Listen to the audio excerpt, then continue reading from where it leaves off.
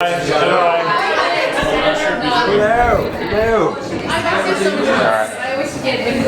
I knew that this talk would bring out all of the 60-year-olds that wanted to go to LA, and sure enough, has it, Laurie? No.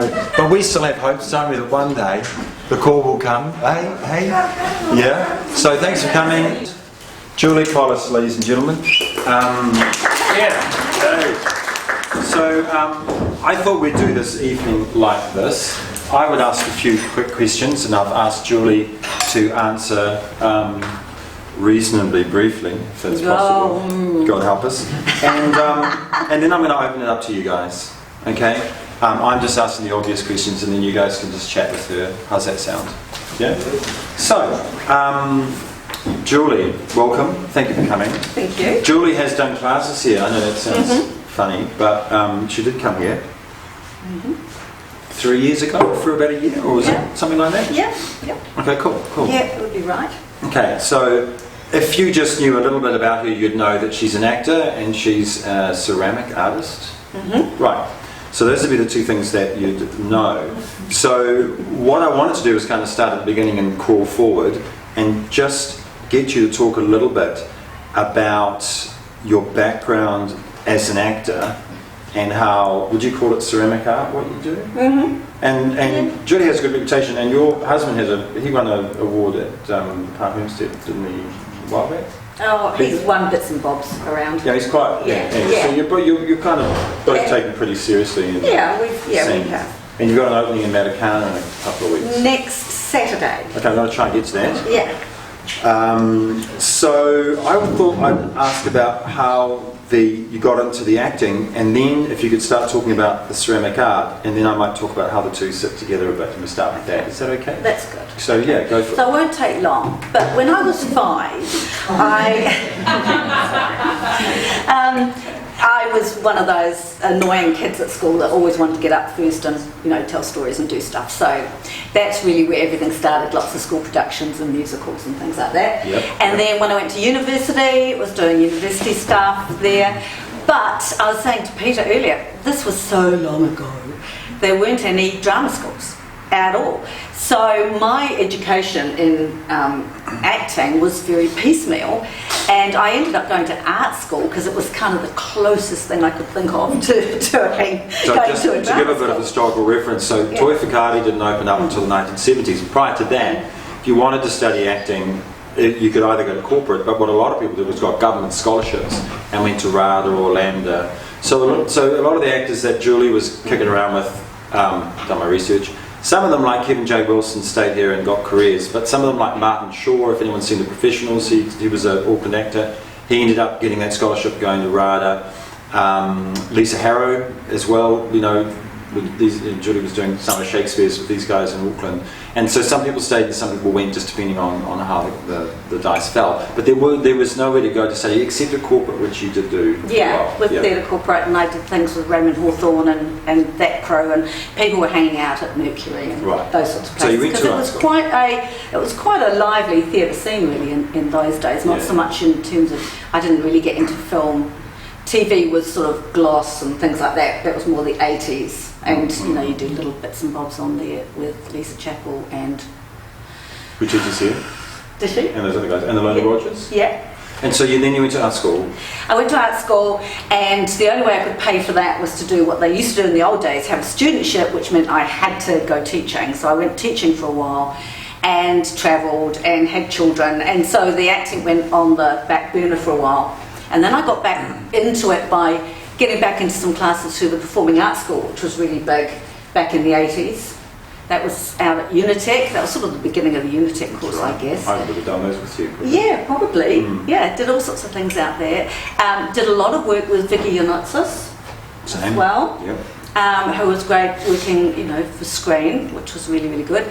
So I did I always, and this still is true, I'm often the oldest in the class, but I always do class. It's just a discipline. It's the same as going to the gym. You just got to do it. And here there are a few good classes, which is one of them, obviously. What's she going to say, right? Well, sitting right here. But there's not a huge number of classes, are there? Really? Well, there's a lot more than when we were kicking around, though. That's right. We went through a real stage when there was almost nothing to do. So that's when I did a lot of volunteer work. I've always, in terms of doing student films, always done a lot of end-of-year student film stuff, short films, things where there's almost no money. It's a cooperative affair for theatre and whatnot. So there's never been a great deal of money, but I tried to keep working by doing stuff like that. Okay. Yeah. Did a lot of work with Tim Bray over the years, children's theatre, Oh, wow. musical theatre, those sorts of things. Yeah. So then then you sort of made the decision to get more seriously back into acting. Was that about 5 years ago? Was that when the kids had gone and it felt right? And Probably about 10 years ago. 10 years ago? Yeah. And then when was the Short and Sweet Play Festival? That was only about 3 years ago that I did that. So that just happened long. Yeah. Now, would you describe that? We'll talk a little bit more. I want to talk a little bit more about her pottery / ceramic art side hustle, because I think it's good to know how do you mix things that are creative things and make them work. But yeah, just do you want to speak to that? Was that a lucky break, or how did that happen? The Short and Sweet? Would you call that a lucky break, or I mean, you worked hard and it was. I'd done a Tim Bray children's theatre, and of course, every time you do these jobs, you make new friends and contacts, networking. And one of the talented young women that was on the show, called Katie Burson, I think you probably know Katie. You might. She's one of those people. She's a triple threat. She can sing, she can dance, she can do acrobatics, she can act, she can direct, she can do everything. I hate people like that. I've been around. I don't think she tap dances, so that's good. But anyway, she was trying to get into her directing debut, and she was going to go off to Short and Sweet because it's a great way to start if you want to. Do you know anything about the competition? The Short and Sweet competition? Okay, it's actually an Australian organisation, and it's gone all over the world. It's sort of like a franchise. So there's Short and Sweet Auckland and there's Short and Sweet Wellington here, but it's all over the world. And what often happens is writers submit a 10-minute piece, directors put their name in the hat. They can then read these scripts and decide which ones they might like to do, and then they do their own casting. And you can go along as an actor, you can go along to auditions for that. And I hadn't, because as is usually the way, a lot of these are written by young people for young people. And so when Katie approached me, she said, I found this piece for an older woman, and it's just the most beautiful piece, and I'd really like you to have a look at it. And I loved it. Beautiful writing. I really, really enjoyed it. So we worked on that. Adam Sudrich, who is Australian. Okay, wow. And he's one of those people, he writes. He's done an awful lot of 10-minute pieces. He actually works full-time at a totally different job, and he just puts these scripts out there. He's never earned a penny from it. And he will let anybody pick up his work and do it. And he's won awards all over the world with his scripts. Yeah, it's really exceptional. So if you look up his website, you can see some of the stuff he's done. It's Adam S.Z.U. Sudrich. Okay. Anyway. So we did this piece and we did really well. We worked really hard on it. Where did you do it? In Auckland? Yeah, Tapak. Okay. We did it there. Excuse me if I just... No. And we did really well, and we filmed it and we sent it to Adam, and Adam came back and said he really liked what I'd done, and he'd seen it done by a number of other women, and he invited us to go to Sydney to do it over there. So he was putting on a showcase at Sydney University of a number of his short pieces. So we went over and did that, and we all got on really well. And so this moves on to how I got to Hollywood. Is that okay? Oh yeah, sure. Okay. Brilliant, absolutely. So he... That was the question. Yep. So these competitions, I can't emphasise it enough. If you want to write stuff, write it and put it in there. If you want to direct stuff, go. If you want to act, get involved with a group. Put your own project together. But these competitions are all over the world, and you can travel and do them. You don't earn any money. But when Adam said to me, would you mind if I submitted this as a set piece to other places? And we looked at a number, and then Hollywood said they wanted us to go up there. And I thought, okay, that would be fun. 4 days in Hollywood and do the show. And so I did a boosted campaign. That's how I got the money to go up there. Katie couldn't afford to come. We went and stayed in a cheap Airbnb. Was you and someone else acting in it? No, it was just a monologue.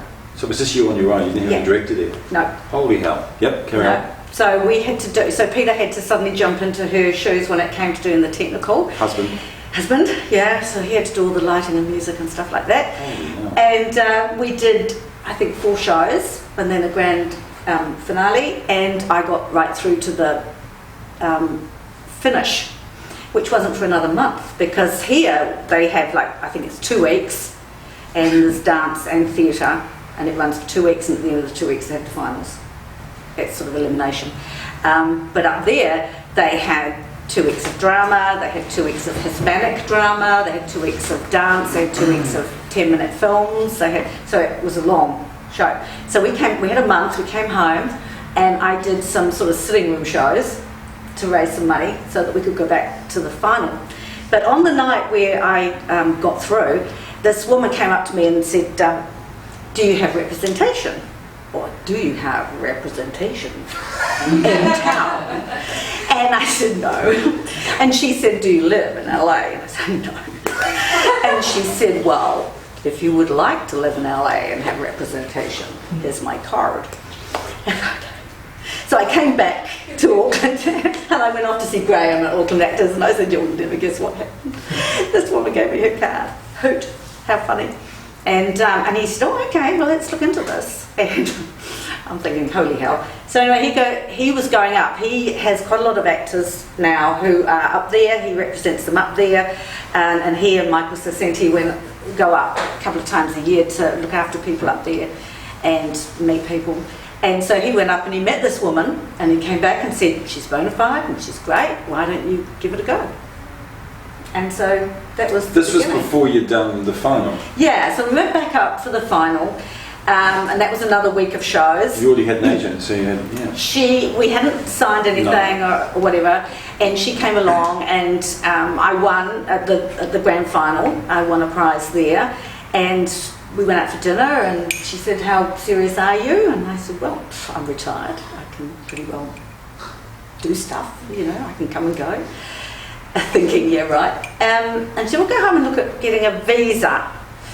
That's the tricky bit, getting the visa. So I came home. It took us about a year to get everything in order. Was it hard to get a visa? Yeah. Sorry, to be blunt. The fact, Thomas, do you want to... Is there a problem with the camera? It stopped, I started thinking. Thank you. I've got on the draft. How are tutor bookings going? Any issues with availability going forward? No, just having a chat. So, where was I, guys? Help me out. Visa. Oh, visa. So first of all, you're not hardly an essential worker, right? You don't work in healthcare or intensive care. No. And equally, you're no spring chicken.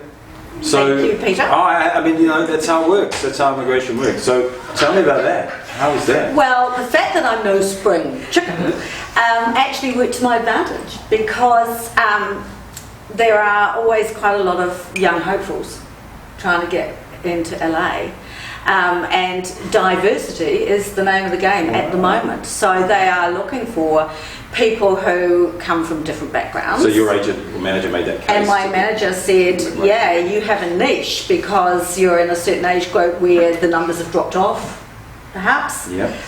And, excuse me, and there could be a lot of commercial work which would pay the bills, and there would be, she seemed to think she saw work coming across her desk that she didn't have anybody that she could send. So. Is that because everyone that's your age has been Botoxed to death and they look like... To put it bluntly, yeah. Right. Yeah, so she was very, very clear about, let's not get into fillers and facelifts and stuff like that, because that's what everybody else has done, and now living to regret it, because reality is becoming much more attractive. So you had to stop at the facelifts? Yeah. By the sacrifice? Wow. So you got the visa. It took a year, but you got there. How amazing. Yeah. You're going for an O1B, because that's acting for screen, so I can't work in theatre unless I do it for no money. You can apply up there to add on, but you're not advised to. You're advised to go for screen. And it's called that you have a visa for an actor of exceptional ability. So you have to prove that. So you have to have a lot of proof. You have to have press, which we don't do here. I mean, one of the differences I found, she said, send me all your press cuttings and all your press. Well, I've got bits in the North Shore Times and, the odd little bits and pieces, but there's not a lot of reviews done here, certainly not serious reviews. Articles and TV shows, those sorts of things, not a lot of that stuff. And also she said, send me your earnings. Because up there, if you're a SAG actor, you're on a scale, pay scale. So they want to know that you're on a high pay scale because that means you're an exceptional actor, you've earned your way up the ladder. And they also want to know how much money the films and TV shows you've done have made. And if you look on IMDb, and next to the film, it will say what the income was for that movie, and they want to see how high up you are. Everything is ranked, and on IMDb, my ranking was 180,063. I think.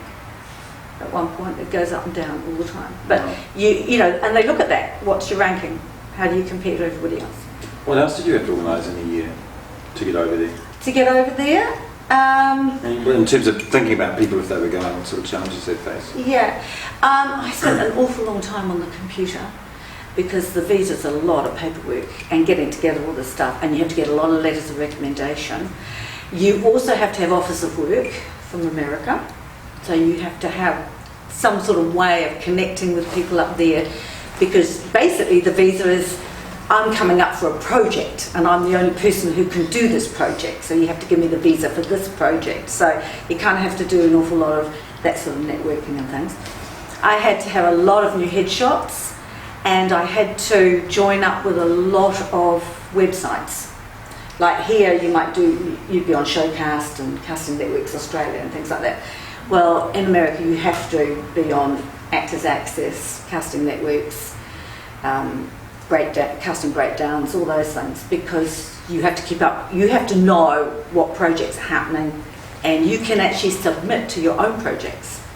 So if you're an actor without an agent, without any representation, you can still actually work, because you can make submissions. It will come up and say, this is a feature film and it's being made in Arizona and there's this role and this is the pay and the dates, and you can go in and you add on the website, you add your headshot and your resume and your demo reel and all those things, and sometimes the casting director will come back directly to you and say, we need you to do an audition.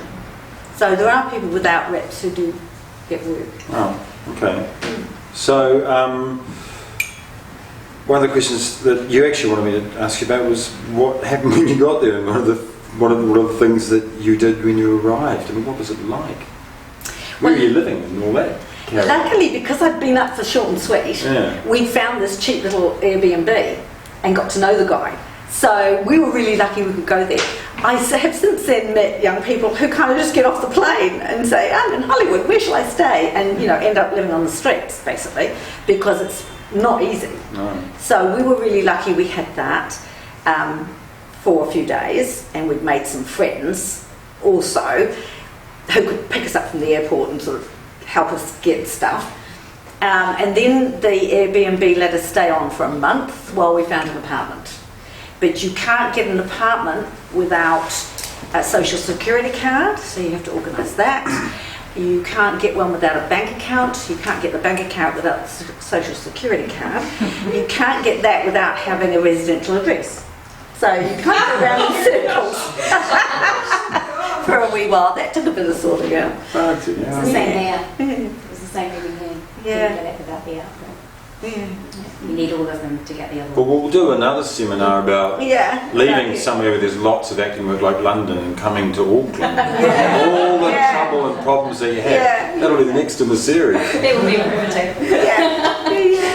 Great. We'll probably get a lot of 60-year-olds coming to that one. But very good. Okay, so anything more you want to add to that?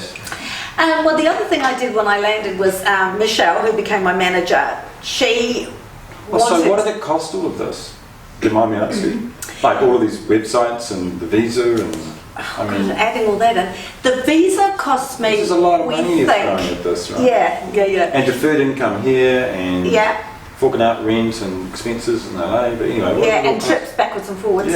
So we did fundraising for the first 2 trips. Yeah.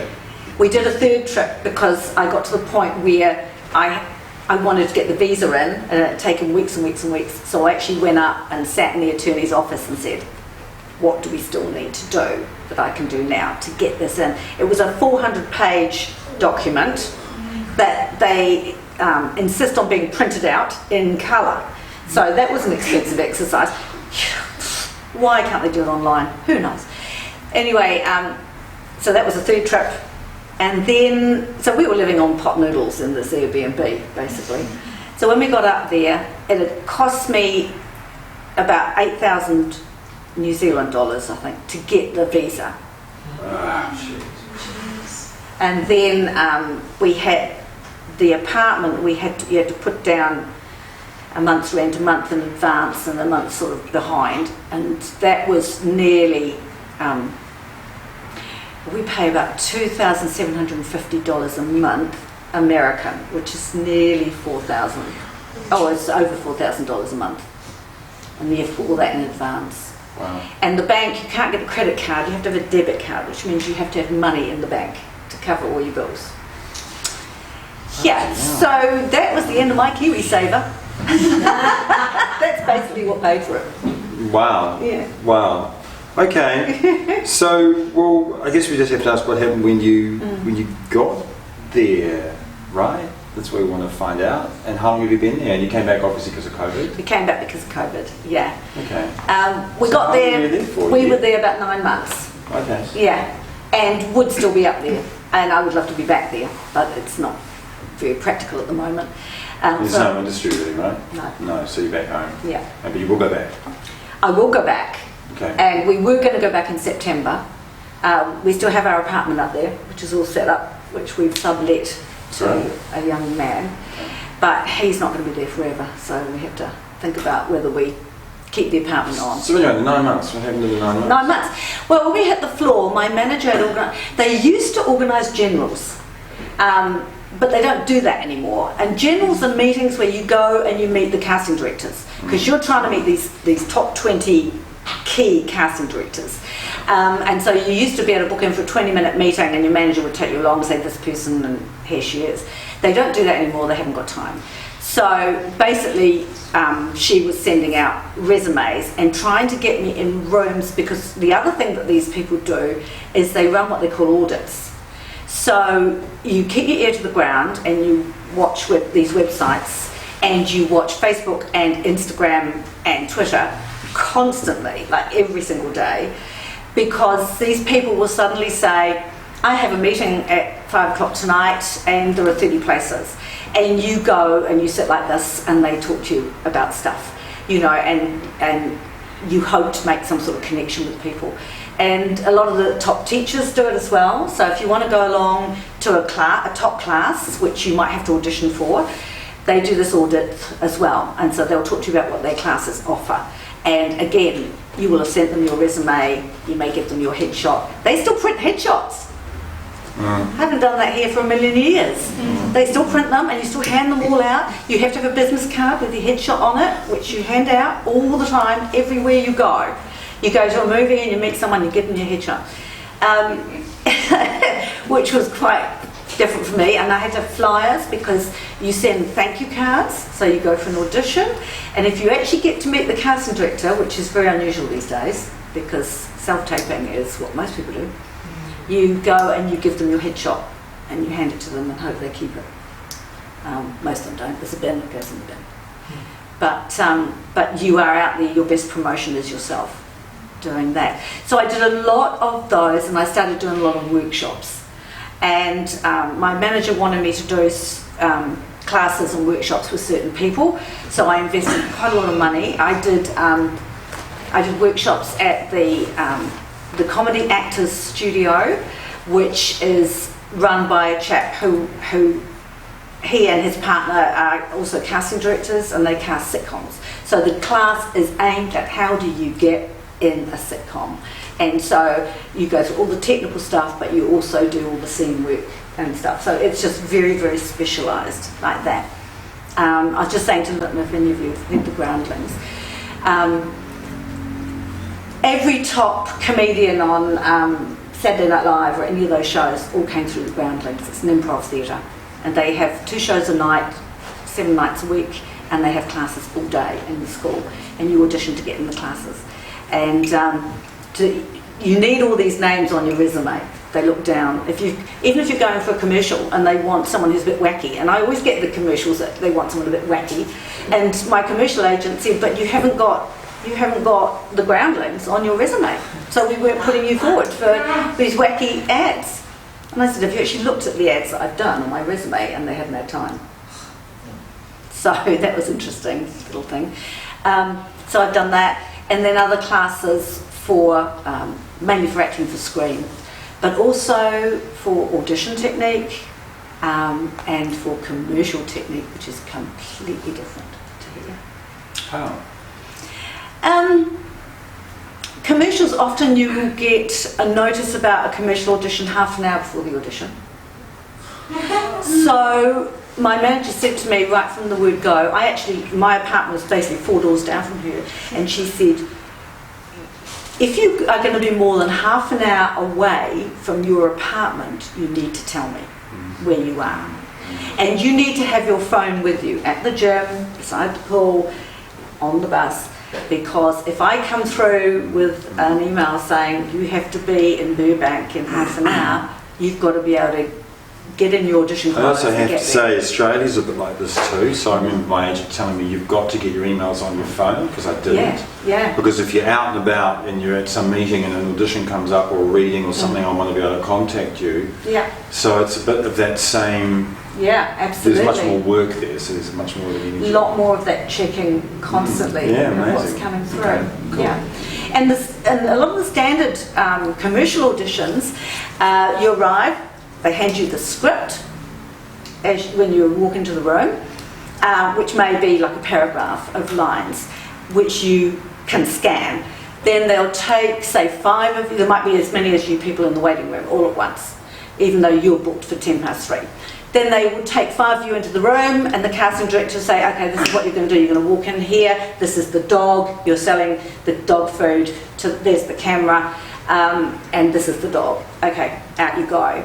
And you are expected to pretty well memorise those lines in the next 10 minutes, but analyse it. You have to work out, what is it about this product that this script is trying to sell? You know, is this funny? Is this about health? Is this dog going to be super healthy or have white teeth because it eats this food? That's what you've got to think about. So you've got to be prepared to improv the script, working on that premise that you worked out from this paragraph, getting the keywords, making sure you get the product name absolutely correct, and then you have to have a button at the end. So you have to come up with a funny one line to end it off, so they go, that person has got something special. And if they say, okay, we'll do it again, I want you to come in from this side and talk to the dog over here, you have to have a second button. So you've really got to sit in that audition room, waiting room, and do your work. You walk with felt tip markers, and you work out with your highlighters which are the words you need to know the most. So that was interesting. And they also they'll have a whiteboard by the camera with the lines written on it. So the idea being that you're not here to waste my time. You're not here to say, oh, I forgot that, can I start again? You've got to pick it up from there and just do it the one time, and you get your 5 minutes and then you're out the door. And they're not being mean to you, but they've got all those other people waiting, and the client wants to see them at the end of the day. So you've got to go in, and they're there to back you up if you need it. So that takes a little bit of getting used to, so you don't look like you're reading something. You can get a thing on your phone which is like a cue card, auto cue. So you can practice on your phone, how you can look at lines and not look like you're reading them, just pick them up. Same with doing sight reading, which you've probably all done. You need to do a lot of sight reading. So you've invested all this time and money in the 9 months over there. Yeah. And I think you've managed to keep your enthusiasm about it. So what is it that you've experienced there that makes you want to go back? What progress do you feel like you've made, and what are you aiming for? I had a long meeting with my manager, so we worked out a program of what we were doing, the sort of training that I wanted to work on. The American accent was up the top. She's really keen that I have a really good accent, so I have a voice coach and a dialect coach up there, so that's more money. Having said that, I've done more auditions for a British accent or a New Zealand accent or an Australian accent than I have with an American accent. But anyway, that's the diversity thing, changing stuff, I think. Then we were looking for guest spots. So it's looking at shows like NCIS, and this episode, you're the mother of the person who was murdered. So you've got a 2-day job. So that was what we were basically aiming for, those sorts of jobs, because you're trying to get a reputation. And the NCIS franchise were, there's like 5 shows recording every day.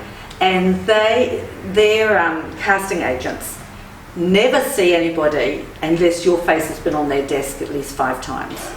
And so you've got to keep submitting, keep sending tapes, and then they'll get to a point they say, well, this person is determined enough to warrant my time, we'll get you to a self-tape, and then we might get you in the room. So thank you, Peter, for teaching me how to do self-taping. Did I? Yeah, we did it here. We did it here. You gave us a project, we went home and had to tape it and bring it back. We do it online now. Do you? Yeah, we do. Well, that's Who's doing great. an online course at the moment? Yeah, and they're really good, right?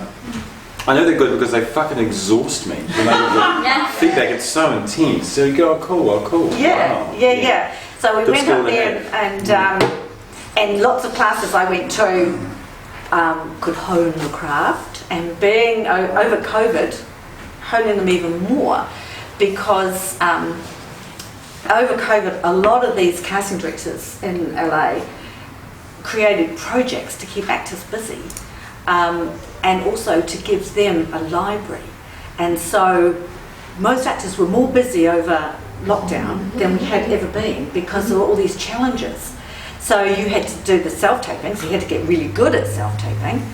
And self-taping has changed, because the way that we had learnt here and in class over there as well, they use very bright coloured backgrounds. You'd often go into an audition and it's electric blue or bright lime green or whatever, which I find very distracting. Whereas at home, we try to go for sort of more bland and whatnot. They said, no, you've got to have something that makes you pop, lighting, blah, blah, all that kind of carry on. Now they're moving more to realism, because people were doing these challenges in their homes, and we're getting more creative with saying, well, this is more like a short film, so I'm going to be sitting at my dining room table, or I'm going to be standing by a window, whatnot. And the casting directors come back and say, hey, we quite like that. We don't want to see a sheet pinned to the wall or a blank wall. We quite like the fact that this is different stuff. Wow. And That's changing. It's changing. It's different change. Yeah. And doing your ID to camera, they've figured out now that people can use iMovie, and you can put your name and all your stuff, write it all there, so it's all there, they can see it, and they can do a screenshot if they want it, rather than standing there with a bit of paper. What about a body shot? Camera. Sometimes they ask for a body shot. Okay, so it's sufficient. They don't often ask for profiles over there for some reason. Okay. Yeah.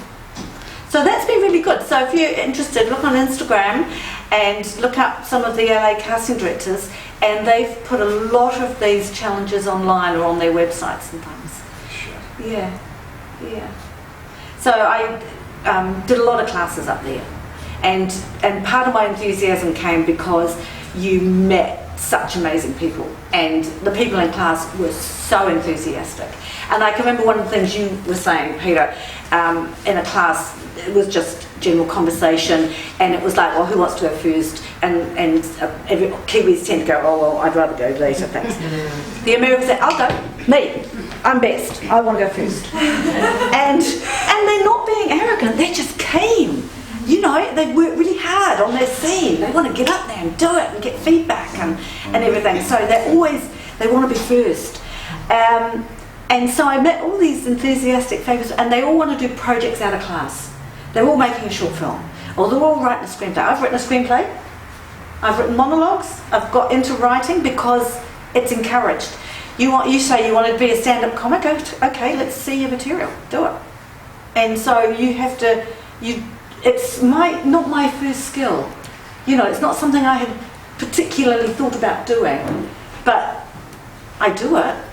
And one of the techniques about doing your self-tape, getting into the mood, doing all your warm-up exercises, your voice exercises, your physical exercises, and then all your thinking and planning and preparation, write down how you're feeling is a big thing. Write it down, get it on paper. So it really becomes a real thing. And so there's a lot of preparation and work and discipline. And these kids do it. Set challenges for themselves and they do it. So there's no guarantees, but your manager obviously thinks that if you do all this, then good things will follow. Yeah? Yeah. The closest equivalent I can think of is Alan Dale, because he went over all this and he got his break on ER with Sally Woodfield. Yeah, he's been doing a lot of stuff up there. But he turned up to the ER, and the reason why he got noticed was because he was Sally Woodfield's husband. He only had about 3 lines. Yeah. But that was enough. Yeah. And she got an award for that role, and he was in all the clips.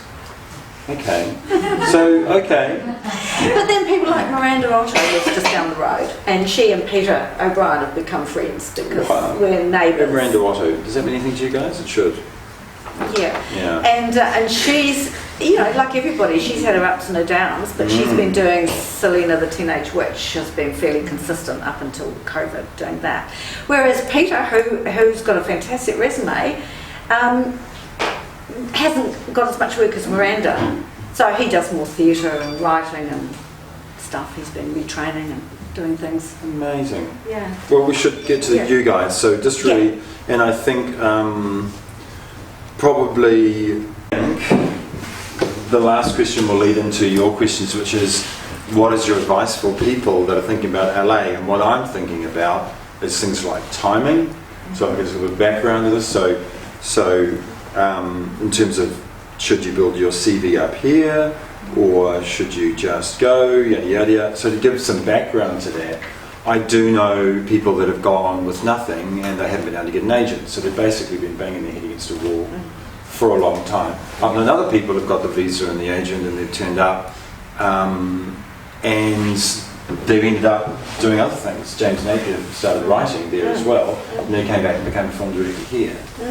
And then you get people like Cliff Curtis, who, it's a while ago now, and it's pre-self-tape days, but he was very diligent about, when you get a small role, say on Hercules, got a role as a centaur, half man, half horse, he went over and he actually got representation on the back of that, and then when he did Desperate Remedies, he went over with that, and then and then when Once Suarez came out, he kind of had it all set up, and he was able to really exploit that. So I guess it's a question about, and everyone's different, and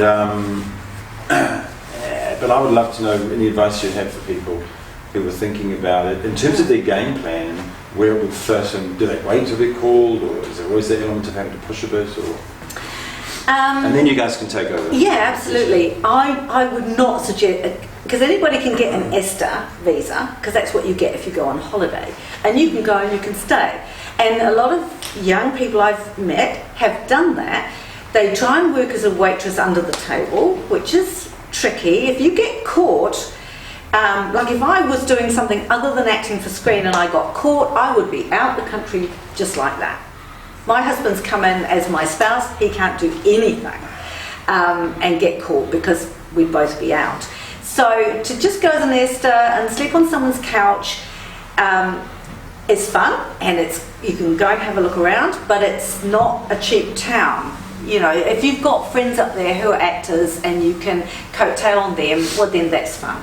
But I would not just land. I think you have to have something to build on, because they will ask you for There's a good resume. news aspect and a bad news aspect to this, because the thing about LA is that anyone in America who wants to act goes there. So there's a lot of dross. There's a lot of people who are just wannabes, basically. Not like any of you guys at all. So there's, you know what I mean? So it's sort of clogged up with that. But on the other hand, if you go and you've had even some experience, you actually can stand out and raise above that real fast too. I've seen when I was there on my brief visit and heard. Would you agree with that? Yeah, absolutely. Yeah, get some experience. But you don't want to get lost in that world of people who are just percolating around. And there are a lot of, one thing my manager taught me is if you're going to self-submit, for example, if you haven't got representation, that you always do your homework. You don't submit for any work unless you have read about the director, the writer, the casting director, that they are bona fide. I fell into a trap one time. I was basically self-submitting for everything. I was so keen. I got there, sending it off. And Michelle said to me, hang on, slow down, do your homework, check what you're doing, because you could get yourself into trouble. Anyway, a few days later, I got a call, you've got a part, Can you turn up on Friday and you're going to make this money, and are you happy wearing a bathing suit? And of course I'm, yes, of course, I can do anything. And I rang my agent, and she said, whoa, hold on here, now what is this project? And she went away and she said, I told them that you weren't interested. I said, what? I would have earned $500 on Friday, it would have been handy. And she said, not the sort of movie you want to be in. Bathing suit, if you're lucky. So, Okay. I don't, even at my grand old age. There you go. Holy hell. Yeah. So you can get yourself into trouble. So she's been, having her is fantastic. And a lot of people don't have a manager. You can end up paying out a lot of money because, of course, she'll take a percentage of everything I earn. Auckland actors take a percentage of everything I earn. Up there, you essentially are expected to have an agent for different genres. So you would have what they call a theatrical agent who does all the screen work. You would have a commercial agent who does any commercial work. You would have a voiceover agent who would do any voiceover work, whereas here it's all lumped into one. So you could end up paying out, I think, do you know Rosie McIver? You know Rosie? She's done really well up there. If any of you have seen iZombie, that finished last year, but she was in the middle of doing a pilot for a new show when COVID started. And she's been back and forth. She's in LA at the moment. And she earns about 23 cents in her dollar because she has to pay all these people, and a publicist often costs the most, and you get to a certain level you have to have a publicist and all sorts of stuff, so you have to do your sums, but you can end up. So at the moment I have Auckland actors here, and Michelle's my manager, who kind of nurtures me and advises me and looks after me, whereas an agent hasn't got time. And then I have a commercial agent because I'm hoping to get some commercial work to pay the bills up there. Yeah, so going back to going up there, preparation. Yeah, you have to really do your homework. You have to have something that you feel is really unique and special about you. You have to be totally dedicated and have some talent, which I'm sure you all do. Questions? Questions? How and what's your husband? He's not allowed to work while he's out there. Is he just sunbathing? What's like? How does he feel about being like? He goes to the gym. About like kind of following you and kind of like what? Well, he's actually really loved it. Funnily enough, when I gave up teaching many years ago, it was because I had a regular part on Mercy Peak. Remember Mercy Peak? And I'd been doing a bit of teaching up until then. I gave up. I thought, this is it, I'm going to be full-time acting forever. Thank you, Peter.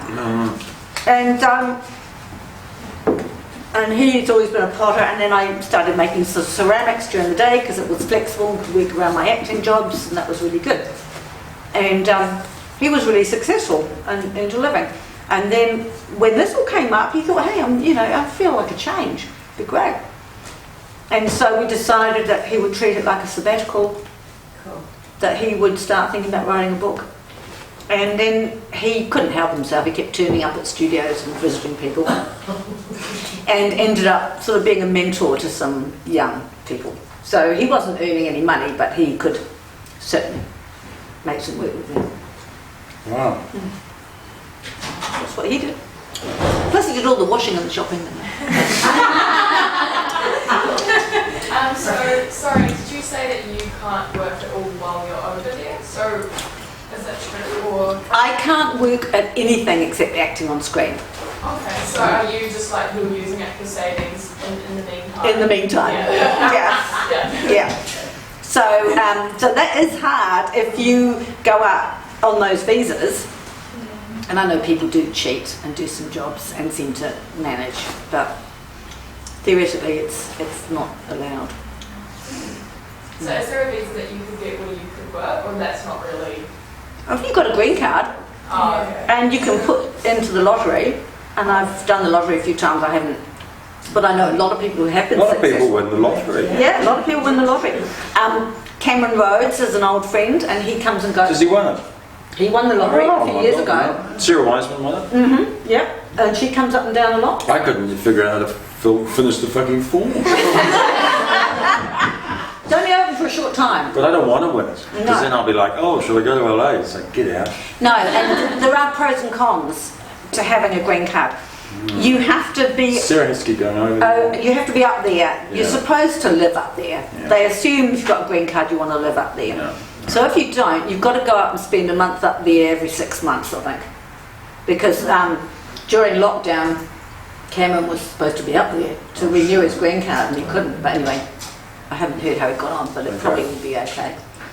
But the other thing about having a green card is that whereas I can run my business here and I pay taxes here and things, and up there I will pay taxes on what I earn up there.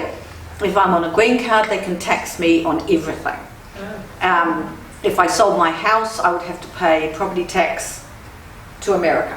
So they can take tax on everything I earn as if I was an American citizen. So So you it don't was have- you Rosie don't that have a green said I wouldn't do a green card. Yeah, okay, well, that's good to know. Yeah, but other people like it because you can work, and sometimes I lost one job when they found out I was on an O1 visa. They just said, "Oh, we just have a policy. We don't use O1 visa people." And I thought, "Holy shit! I've paid all this money." Yeah. But that was just one because there's a lot of paperwork involved. But there's paperwork involved all the time, and that was one thing I found was really interesting. Up there, everybody walks around with all their ID stuff with them at all times. And one of the first jobs I did, I arrived and the AD gave me this wad of paper like that and said, "Here's a pen, go over there and do this." And I kind of, what? Because here you'd arrive, you might fill in an IR12 and that's about it. You sign the contract with the agent. And it was full on paperwork, and it was all about my insurance and my visa, and even American actors had their passport with them, all their social security information, all their health insurance information. And my manager hadn't told me that because she didn't know what I didn't know, you know. So I was busy photographing everything and sending it to her saying, "What do I do? What do I do?" But anyway, Wow. so that was interesting. They keep tabs on you. Next question. What about the union? Do you have to join the union to work as an actor? That's a really good question because it used to, I mean, SAG is one of the most powerful unions in the world, SAG-AFTRA, Yep. which is the combination of the Screen Actors Guild and the radio actors and, you know, all the other people. Traditionally everybody wanted to be in SAG because that's how you earn the proper money. You know, they have the scale and that's how you get your residuals. So each month you should get, so from a film I did, I get 2% or something, 0.2% of every time the film is shown. So I will get a little, you know, you can get a check for two. Just changing it now. It came out, big thing, SAG is going online, register your bank account so we can pay you online, because they send millions of checks around the world and they can be for like 50 cents. Bonkers. Crazy work. But there is non-union work, and I was applying for non-union work, and some people like to do that. You earn less and you don't get any residuals and you don't get any backing or protection, but you can be working quite often. So some actors do that because it gives them a certain amount of flexibility. Most people, if you want to work in bona fide pieces of work, you want to become a SAG actor because they are all SAG projects. And so you have to be able to join the union, you have to earn vouchers. So you have to do a certain amount of work which is a SAG project, but they do what they call a Taft-Hartley. So you can apply to work on a SAG project even though you're not a SAG actor, but they might say they have 3 vouchers. So they're prepared to have a few people who are not union people work on the project, and they Taft-Hartley you, which means you're sort of a pro rata, I suppose, type of union person, and you earn your voucher. And you need 3 vouchers if you're working on small projects and commercials, or if you get one big job. And I was lucky enough to work on that film I was talking to you about, which immediately Taft-Hartley got me into SAG. And SAG costs you $3,150 American to join. It's all about the money, right? It's all about money. Someone's making money, it's not the actors. Holy shit. But what it gives you enormous benefits in terms of once you start earning a certain amount of money, it gives you total health cover, which is eyes and ears and everything as well. You can end up in an old actor's rest home. You can, But at least you're nearly over here. there's actually George Clooney over there. Yeah. I wish. And they have studios you can go to self-taping in. They have voiceover studios, and you can go for less than, they give you free tuition. They will provide you with another actor if you're doing a self-tape, you need a reader. They have what they call their sit-down conversations. And if you look on Facebook under SAG, I think anybody can do it, they put them online. And so they can say, oh, tonight we're talking to Meryl Streep. And so you can go into a little auditorium, there's usually only about 40 or 50 people there. Jesus. And someone comes and they just have a little sit-down chat. And you can go along and meet them and talk to them. So there's all sorts of benefits there. You can do what they call the conservatorium, so they actually do acting classes and productions and things there. So there's a lot of benefits to being a part of that. But I can now only work on SAG projects. I can't do non-union work. So. Holy hell. I'm going to put my timer on, but we've got 3 one-minute questions to go. Sorry, I talked too Go. much. Go. Anything about voice work? Do you, is that something that you think that you'll be able to That's get, right. and do you want to get a voice agent? Yeah, I've done some auditions, shut myself in my wardrobe because I don't have a proper studio. Some people do set up a studio under the stairs, you know, and get the right microphones and so on. But you can go to my voiceover coach. She was a voiceover casting director and still does a bit, and she has a proper recording studio. So I can go there and do stuff. But you need to they treat it very seriously. So you can go to a lot of workshops and classes to learn how to do it properly. And there's a lot of work for people, voiceover work for, you know, commercials and things, but also for games and animation and those sorts of web series and things. So you can go to workshops to create your own character voice. Wow, that was pretty good. That was only 16 seconds, Laurie. Well done. Okay, cool. Next, Max. What are you? You've had your quota up the back there. What are your tips, and what do they tell you that you need to have in terms of social media presence? Social media presence. Is it? Yeah, it is. And I'm not very good at it. Because I still use my Facebook a little bit more as a personal thing rather than a professional thing. But you are encouraged to have an Instagram page which is just about your acting and your face, your head shots and clips and things like that. And the same for Facebook. Yeah, definitely. 32 seconds. Incredible. How old do your headshots have to be before they say, oh, we want new ones?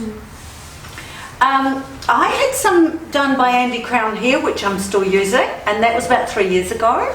Yeah. But Andy doesn't do them specifically for the American market, so we just picked a few out that work. Then I had them done by Dan O'Gorman, because he's been in America, so he's got a little bit better idea about what they want, because they want, the headshots are very different. Here it tends to be, here I am, this is a good factual, you know, head and face, nice colours, nice smile. That's it. Up there you're encouraged to do specific ones for commercials. Like, I'm a cheeky grandma, you know, I'm the nosy neighbour next door. You might even go in with a white coat and a stethoscope. I'm the doctor on ER. And so you might have specific character shots, yeah, and drama. Yeah, in the other direction. Right, that's your quota, Laurie. Yeah, up the back, go. Me? Yeah. Oh, yeah, go again. Do you have much, sorry, I came in late. Did you say you had much work in New Zealand before you went over, or just, yeah? Yeah, I had a reasonably good resume and clips. You've got to keep all your clips. And you don't have to put them together on a reel. They're more interested in them being separate.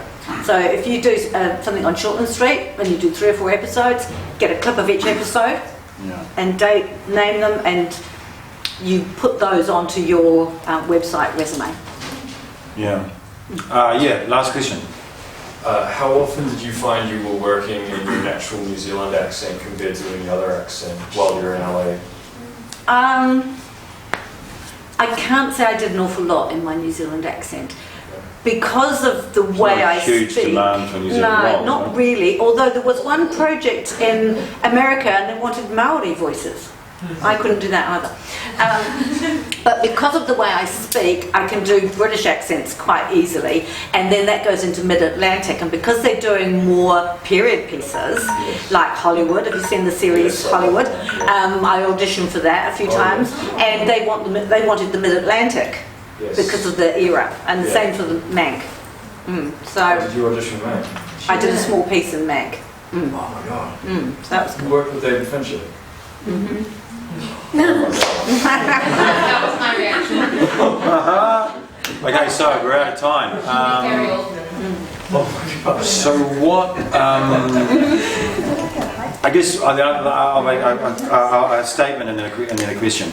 So this is working at a higher velocity than we're used to, except maybe like someone like Nat who's in drama school where it's kind of like really intense. So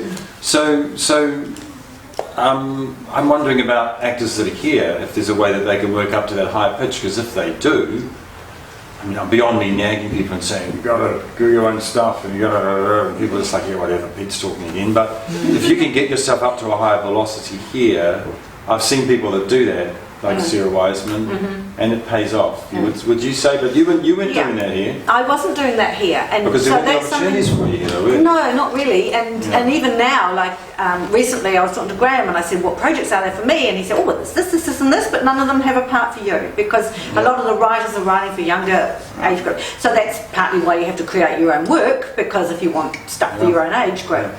I was. Same old thing, earning a living, doing other stuff, enjoying classes, enjoying work when it turned up. But one thing that you said, which resonated with me the whole time I was up there, was it's all up here. And if you think of yourself as an actor, but as an actor, you might have to do some teaching, or you might have to do some waitressing, but you are an actor first and foremost, and you spend your day at least doing something towards your acting. That will make a huge difference. And up there, it's a huge mind game. And everybody you talk to, what do you do? I'm an actor. Have you done any work? No, but I'm an actor. And they take it very seriously. And your whole day, they encourage you. And everybody's expected to have an acting coach. You know, when you have an audition, you talk to your coach about it. And work with your coach before you do your self-tape, as you do with Miranda and people. And they would say, okay, so how's your day set up? And you would work out, okay, I have to do some physical work. I go to the gym at 7 o'clock and I go for a walk and I do my yoga, and then I do my self-affirmations because I'm telling myself how wonderful I am. And then I'm checking all my websites. Is there any work? I have lines to learn. I have a tape to put down. And then you might be... Scene work of being there? Yeah. So lots of scene work, and so you are supposed to be working full-time. And what else you do is on the side. I read this really as the last question. There's a book coming out in August called Acting and How to Survive It by Peter Feeney. I'm wondering, would you recommend that people would buy that? You don't have to answer. Right, very good. Give her a hand.